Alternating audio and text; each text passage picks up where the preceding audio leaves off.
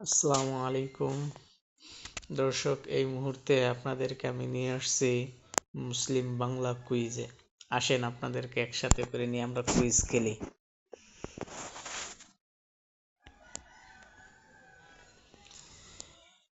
এখানে 10টি প্রশ্ন দেওয়া হয়েছে এবং 5 মিনিট সময় দেওয়া হয়েছে।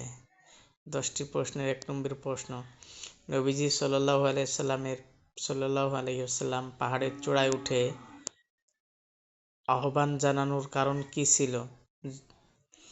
যাতে সবাই তিনাকে দেখতে পায়, যাতে ওনার আওয়াজ সবাই শুনতে পায়, যাতে মানুষের ভক্তি অর্জন হয়। পাহাড়ে উঠে ডাকার রেওয়াজ ছিল। কি হতে পারে, কোনটা হতে পারে বলেন?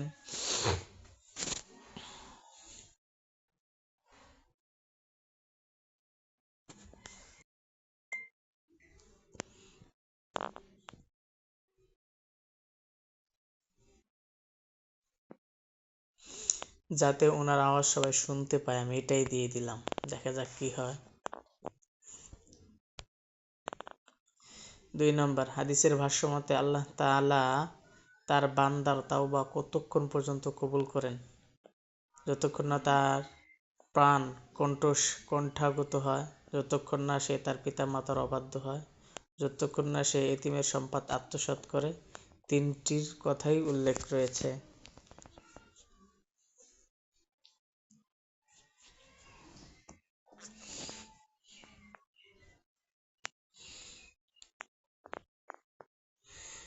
ইদ্যত পালনের ক্ষেত্রে কোনটি সঠিক?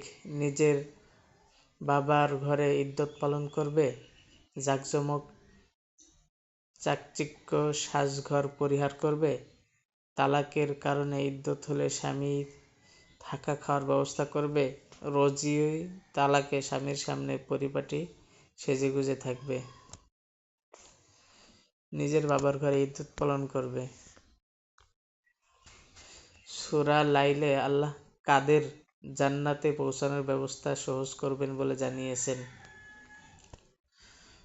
যে আল্লাহর উপর তাওয়াক্কুল করেছে, যে তাকওয়া অবলম্বন করেছে, যে ঈমান এনেছে, যে দান করেছে। দিয়ে দিলাম, তাকওয়া অবলম্বন করেছে। নিচের কোন প্রকার কোরআন শরীফে বর্ণিত যাকাতের খাতসমূহের মধ্যে থেকে নিচের কোন প্রকার কোরআন শরীফে বর্ণিত যাকাতের খাতসমূহের মধ্য থেকে? নিঃস্ব মুসাফির, ঋণ ব্যক্তি,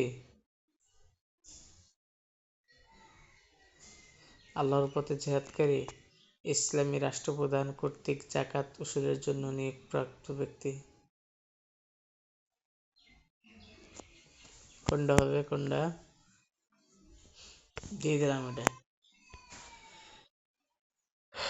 মদিনার কোন ছোট মেয়ে রাসূল সাল্লাল্লাহু আলাইহি সাল্লাম এর হাত ধরলে রাসূল সাল্লাল্লাহু আলাইহি সাল্লাম কি করতেন?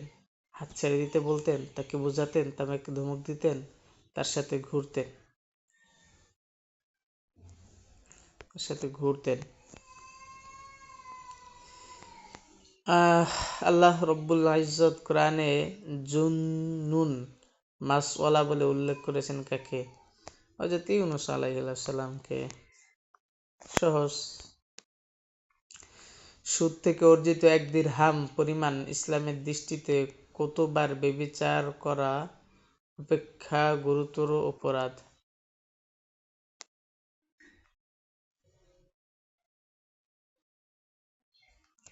কতবার?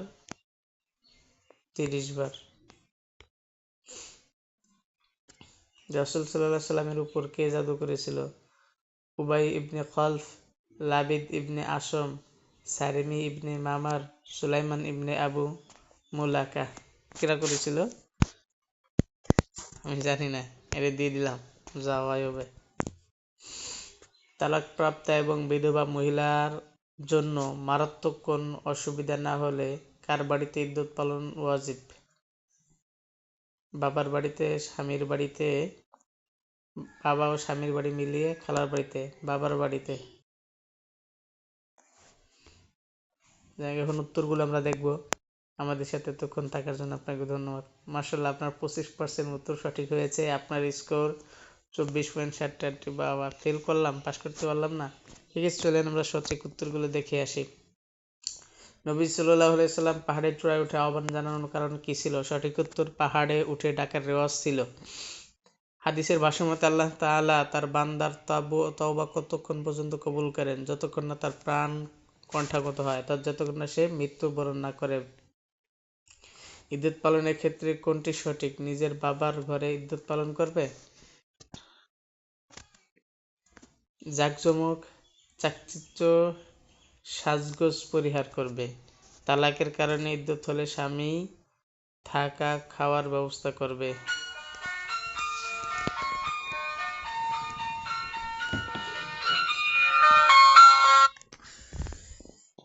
রজিউ তালাককে স্বামীর সামনে পরিপাটি সেজেগুজে থাকবে।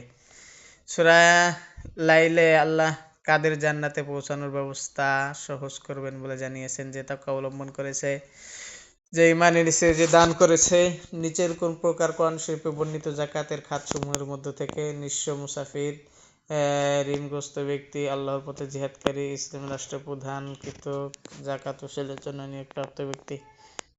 মদিনার কোন ছোট মেয়ে রাসূল সাল্লাল্লাহু আলাইহি সাল্লামের হাত ধরলে রাসূল সাল্লাল্লাহু আলাইহি সাল্লাম কি করতেন? তার সাথে ঘুরতেন। আল্লাহ রাব্বুল ইজ্জত কোরআনে জুন্নুন মাসওয়ালা বলে উল্লেখ করেছেন ইউনূস আলাইহিস সালামকে। সুদ থেকে অর্জিত 1 দিরহাম পরিমাণ ইসলামের দৃষ্টিতে কত? ব্যভিচার করা অপেক্ষা গুরুতর অপরাধ 36 বার। এটা ভুল করেছি, 30 বার দিয়েছিলাম, 36 বার হবে। রাসূল সাল্লাল্লাহু আলাইহি ওয়াসাল্লামের উপর কে জাদু করেছিল? হবে লাবিদ ইবনে আসাম, আমি দিয়ে ফেলাইছি সুলাইমান ইবনে আবু মুলাইকা। 10 নম্বর, তালাকপ্রাপ্ত এবং বিধবা মহিলার জন্য মারাত্মক কোনো অসুবিধা না হলে কার বাড়িতে ইদ্যত পালন করা ওয়াজিব? বাবার বাড়িতে দিয়েছিলাম, এখন দিচ্ছি না। স্বামীর বাড়িতে ইদ্যত পালন করা ওয়াজিব। ধন্যবাদ সবাইকে সাথে থাকার জন্য।